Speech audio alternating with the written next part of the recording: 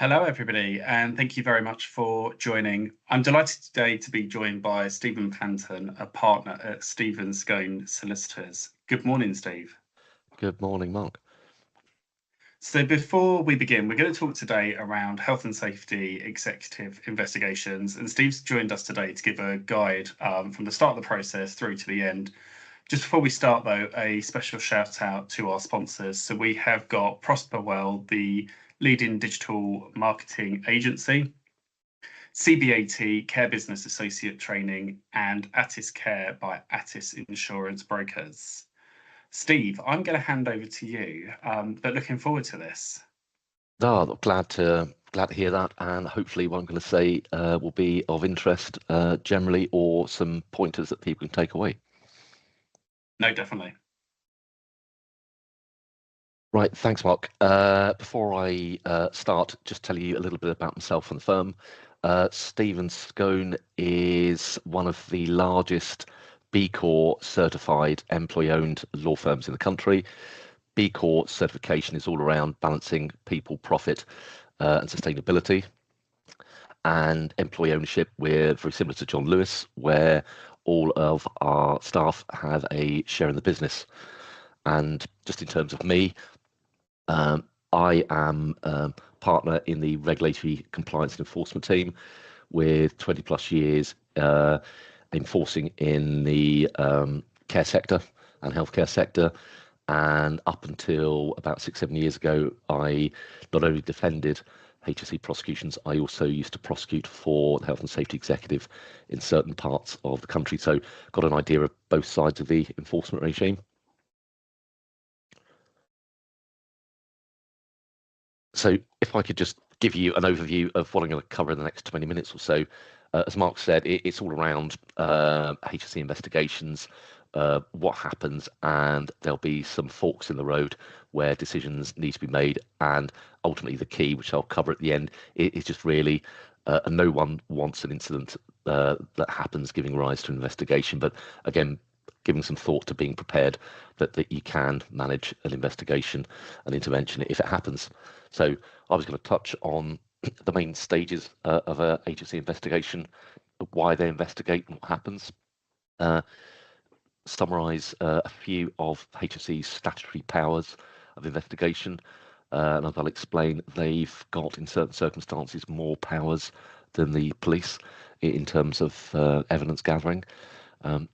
Summarise some of those immediate enforcement strategies that HSE may deploy where there is a risk that's deemed to require immediate control.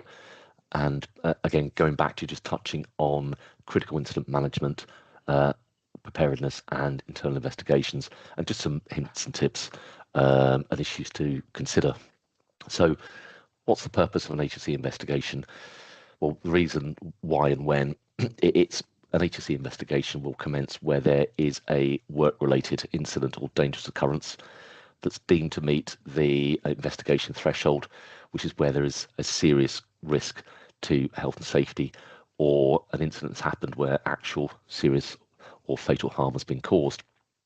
And the purpose of the investigation is for HSE to understand what has happened in terms of primary and underlying causes, identify if any immediate enforcement action needs to be undertaken to control those serious risks that remain, to gather evidence, admissible evidence, to really determine has an offence under the Health and Safety Work Etc. Act 1974 or any of the regulations happened, and if so, ultimately at the end of the investigation decide whether formal enforcement is needed, and that's really going through that two-stage test of the evidential test.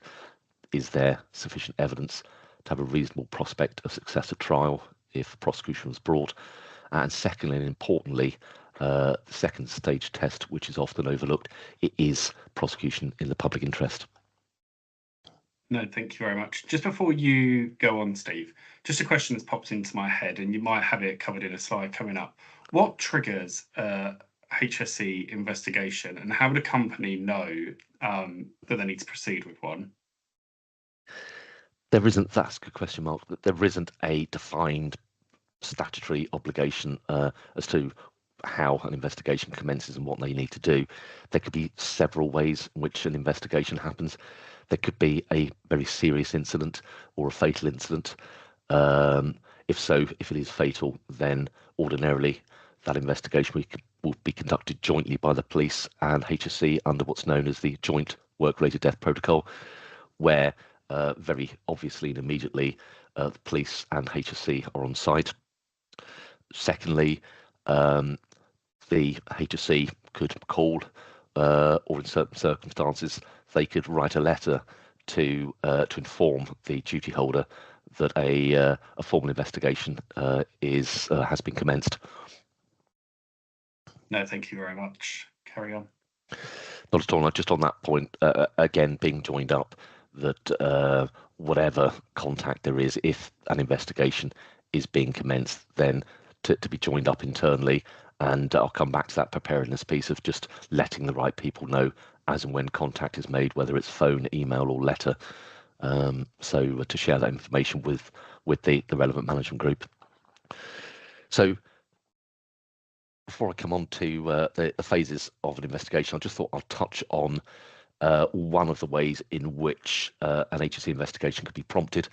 It's in response to a report of a incident or dangerous occurrence being notified to HSE, a RIDDOR report being filed, and duty holders and those listening will be aware of what their obligations are in terms of when the statutory requirement to notify an incident, even if there is no breach of duty to HSE. And again, people will already appreciate that statutory duty to report certain instances, accidents and dangerous occurrences is a standalone duty. And again, in breach, if you fail to notify, you're in breach of the RIDDOR requirements, and that in itself can give rise to a standalone criminal offence. And what I would say around RIDDOR, there is very useful specific sector guidance from HSE in the form of HSIS 1, which really gives very good guidance to duty holders to understand when that duty to report is triggered, and it is essentially around whether or not the incident is work related, and secondly whether or not there has been a perceived failing or deficiency. So I'd really encourage people to spend a few minutes to look at that HSE guidance. So coming on to the main stages of an HSE investigation, initially HSE will want to gather information, documentation, and take some initial statements to really find out the general factual basis of what's gone wrong, start to identify and determine those primary and underlying causes, and also quite often really start to look at, if there is a suspected breach or a failing, where does that sit? Is it at a lower level, or does it go up the corporate tree, so to speak, in terms of a wider management or systemic failing? So once that initial evidence has been gathered, it's quite often there are more targeted information and documentation requests to provide, whether it's accident book, training records, contracts for employment, risk assessments, and there's two ways in which those requests can be responded to. You can respond on a voluntary basis, and that quite often is the most appropriate step to take, because cooperation with an investigation is an important feature in the event enforcement action is taken. But again, seek legal advice if you need to on the documentation that's been requested, and whether or not there is any way in which material can or shouldn't be disclosed, or can properly be withheld.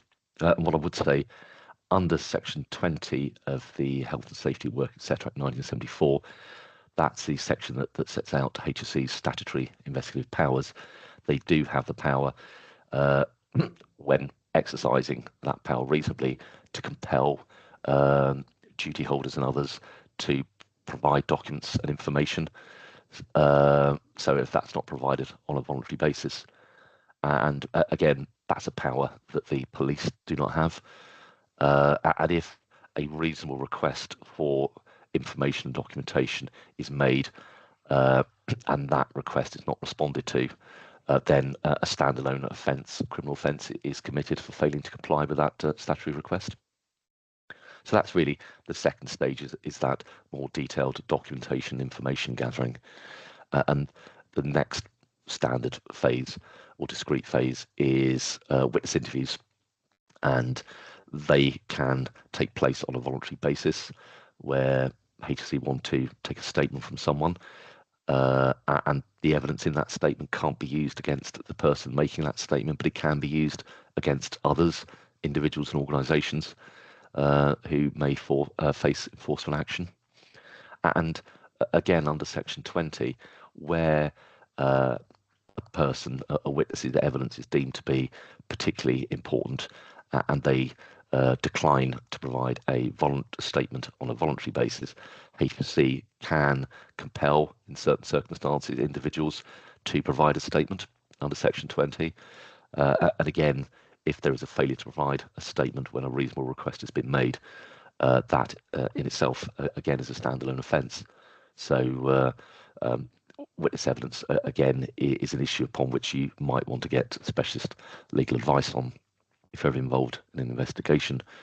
And the final stage of that witness interview process is the interview under caution. That could be an individual that's suspected of committing an offence, or an individual speaking who's authorised speaking on behalf of a duty holder organisation. And that evidence given during an interview under caution, whether it's in person or in written caution representations, that evidence can be admissible as evidence against the duty holder. And the purpose for that interview under caution is for HSE to put its findings, its investigative findings, to them, and to get the person or the organisation's response, explanation, account, and also to establish, are there any further lines of inquiry that need to be undertaken, particularly in relation to any potential lines of defence that may be pursued in the event that there is a prosecution. No, thank you. Just before you go on, Steve, with regards to that information gathering at that initial stage, are there any methods or tools that you would recommend? And we're obviously seeing a huge increase in kind of digital systems being used, AI being used. Does that play a part in kind of the data gathering that HSE would want to see?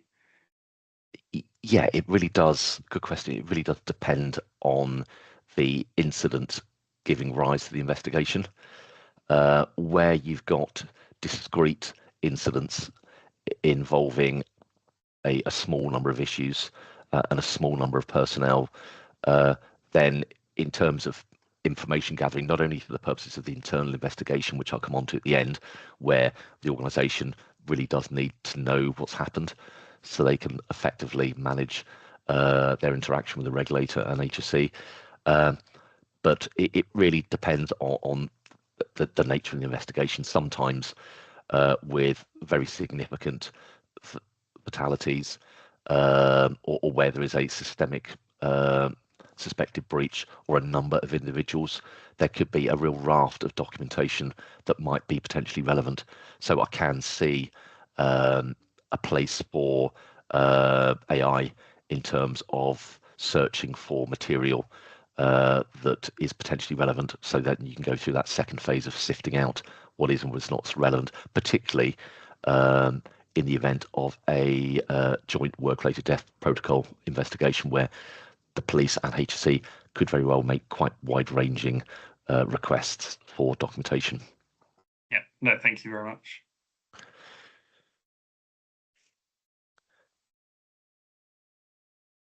So, as I touched on at the start, during the course of the investigation, quite often an early stage, where HSE have identified a risk exists or still exists that needs to be controlled, there are a number of enforcement strategies that can be adopted. I'll just take you through those briefly.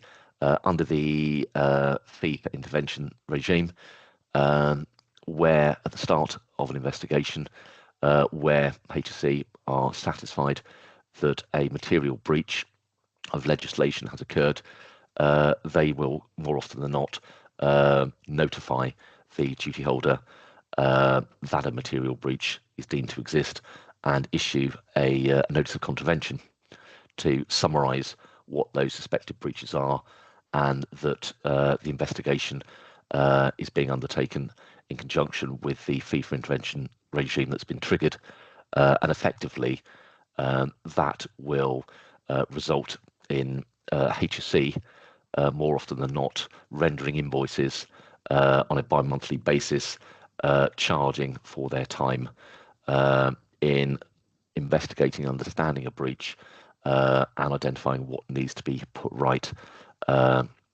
And yeah, some of those invoices, due to the amount of time spent, can be quite considerable. And other immediate enforcement strategies are, which everyone will be aware of, the improvement notice and prohibition notice, requiring certain steps to be taken, or for certain activities, the use of equipment to be prohibited until certain specific steps have been undertaken or risks controlled or extinguished.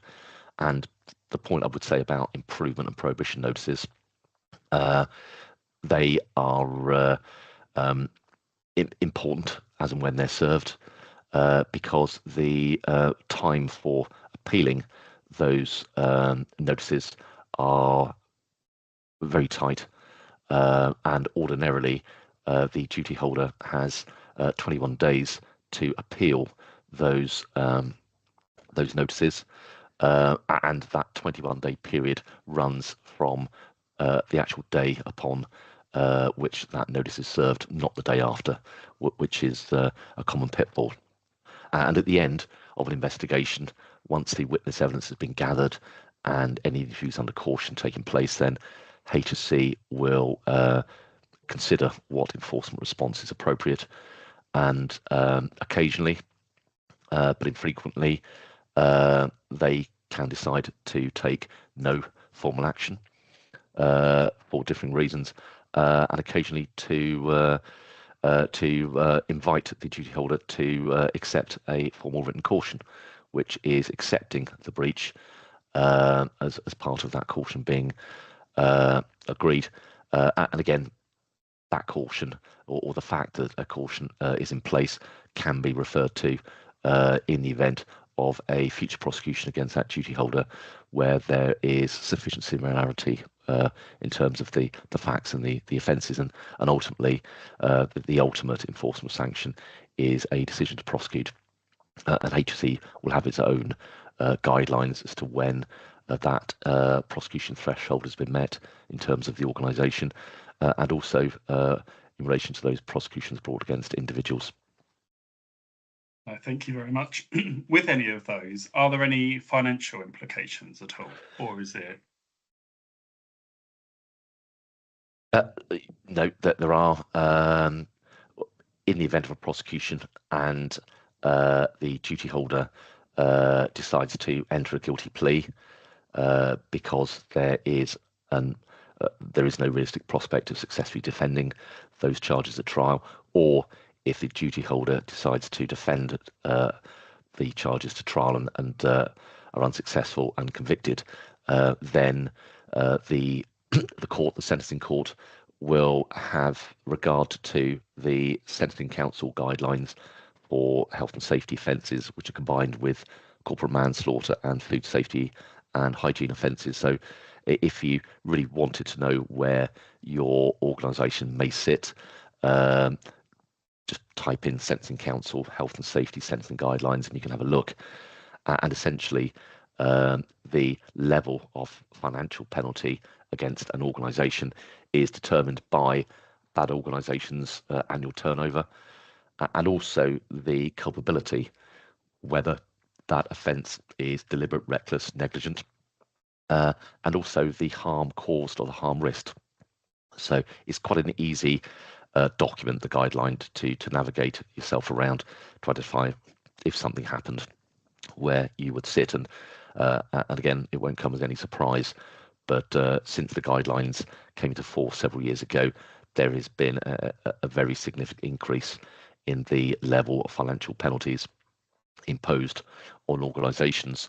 And currently, whilst there isn't a fixed threshold, where the organisation is a very large organisation, the current nominal threshold is around £300 million turnover, and that's turnover revenue.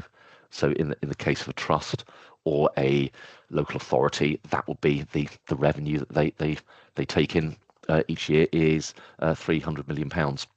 So the significance of that is if the organisation is deemed to be a very large organisation, then the sentencing guideline effectively directs the sentencing court to potentially disregard the guideline that applies for large organisations and to instead impose whatever penalty they think is proportionate and proper in the circumstances giving rise to those the duty holders' turnover, because the largest specific grouping of organisation is what's known as a large organisation, and that's with an annual turnover up to £50 million.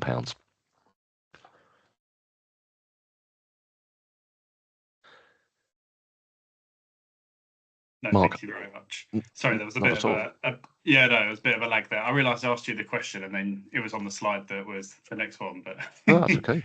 go carry on. That's okay. I just thought last couple of slides that I just shared a bit of insight around critical incident planning and just also minimising the risk of an incident or significant non-compliance happening. So just firstly, with managing a critical incident and HSE investigation, just some things that can go wrong and some things that you can plan and prepare for. It's really not being prepared or joined up internally. What I would really advocate is putting together a critical incident plan, nothing more than a few pages long. I've been involved in a number of serious and fatal incidents where the client is a large organisation. They've got a very large, comprehensive crisis management manual. But when something goes wrong, given the dynamics, decisions often need to be made very, very quickly. And it is unhelpful and time-consuming on occasions to start to consult a large manual. So I just really suggest take the time of putting down in a few pages of who would be on a critical incident management team, what their roles would be in terms of decision making, recording, securing and collating documents and potentially relevant evidence, who's going to be inward facing, looking at staff welfare in relation to those who've been impacted, who's going to be the point of contact for the media, and something that's just cropping up more and more over the last few years is how to get the message across to staff regarding social media, and to remind those members of staff what their obligations are to the organisation in terms of not generating, liking, forwarding or reacting to any media posts relating to the incident, because that could be unhelpful in many ways. It can be potentially distressing for those involved when other members of staff are commenting on social media, and also ultimately and importantly, that could undermine or prejudice or impact on the investigation itself. So just being prepared, I think, and just having a checklist, a few pages, no more than that, of the roles, contact numbers, who's going to do what, will really make a difference. And because without that, you'll be on the back foot and risk not being able to properly manage those initial phases of an investigation. And another point I would raise is if there is an investigation by HSE, just to be able to record and keep a note of who's been spoken to, which members of staff, just so you know as far as possible, what that initial phase of the investigation has involved. So I've touched in my slide, I've touched on a lot of the topics I've raised, which is document information management and security, making sure that there's an effective internal investigation commenced. You've got the right people. There's a small team. Sometimes that's outsourced to external legal advisors. And one thing again is to look at is understanding what is and what is not covered by legal privilege. Whilst in 20 years of practice, I've never known a prosecution to solely be based on what's in an internal investigation report, but equally there is the issue of legal privilege that protects the organisation from having to disclose certain documents that are privileged, and that's something that your internal or external lawyers can assist you with, and importantly, so you can understand when legal privilege might be lost and the consequences of that. So just one final point as a learning point, when incidents happen, there is quite often a lot of internal communication, quite often email communication. Just because an email has been sent from one management team to another after an incident happens, it doesn't necessarily mean that that email communication attracts legal privilege. So all I would just say is be careful with what is said in emails.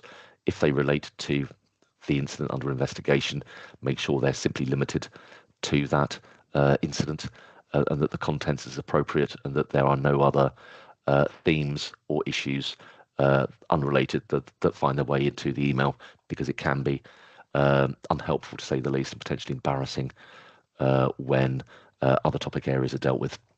And again, it could impact from a reputational point of view. And I think, Mark, it's one of the points you raised with me just to touch on how to minimise the risk of an incident giving rise to an investigation and potential prosecution. That's a real topic in its own right and can take, you could spend a good few days on that. But essentially, just where I come from, it's around building and maintaining a good safety culture within the organisation. That may sound very easy and straightforward, but it is difficult to achieve and maintain. But again, that requires demonstrable management commitment. So you've got the board, senior management really leading on health and safety. There's great, really short, succinct guidance from HSE on leading in health and safety, what the expectation is. There's even a checklist to really help boards and senior management to understand, is their governance around health and safety management really effective. Employee engagement, involvement and empowerment, making people aware that they are empowered to raise health and safety concerns, that they can notify unsafe working practices, and they can even hold colleagues to account and say, look, just seeing you do that, that's not great, that's not helpful. Because if you don't have that culture and you tolerate or turn a blind eye to unsafe working practices, that culture can really develop. And if something goes wrong, it is not too difficult for the regulator to gather evidence about a poor safety culture. Other points is the obvious of training competency and communication. So having staff that are competent to do the tasks expected of them, that they got the tools, equipment, information to do the work safely, to know about risks associated with that activity and how to control those risks, and also to communicate with each other and share information, whether it's within the organisation, within the team, or even with contractors that are brought in. And quite often things go wrong where there isn't communication, when there's been a change of plan, a change of equipment, a change of working methods, and people don't just take a few minutes to sit back, take 5 and think things have changed. Do we need to approach things differently, or do we need just to pause to rework how we're going to do something? And again, another issue I really think is important is having that joined up approach between the compliance function, your HR function, and also with the procurement function, to make sure that internally with staff and externally with contractors, you've got contractors that are competent, that you know they're going to plan the work safely. You've got employees that know what they've got to do and what obligations they are required to adhere to. But equally, when things go wrong and there is non-compliance, whether it's with a contractor or an employee, just to have a consistent, joined-up approach to how you're going to deal with that. Because having a consistent, effective approach to non-compliance is really, really key to that maintaining that safety culture piece. And in terms of disciplinary action, where you've got non-compliance, that really is got to be proportionate to what's happened. Whether it's the informal chat and guidance, whether it's the offer of retraining, right the way up to a formal written warning, and in those circumstances where things have gone badly wrong and there has been a gross breach on the part of the employee, notwithstanding what's in place and training's there, then ultimately dismissal. But again, making sure compliance and HR are joined up with compliance and know the role they play in maintaining a safety culture is really important. And the final thing I would say is don't underestimate the importance of a near miss or dangerous occurrence. Quite often, those near misses, those unsafe working practices are often viewed as, well, thankfully, we were lucky there. Nothing's gone wrong. No one's been injured. That was a close shave.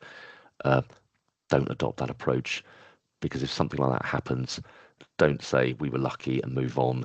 Just recognise that incident for what it is.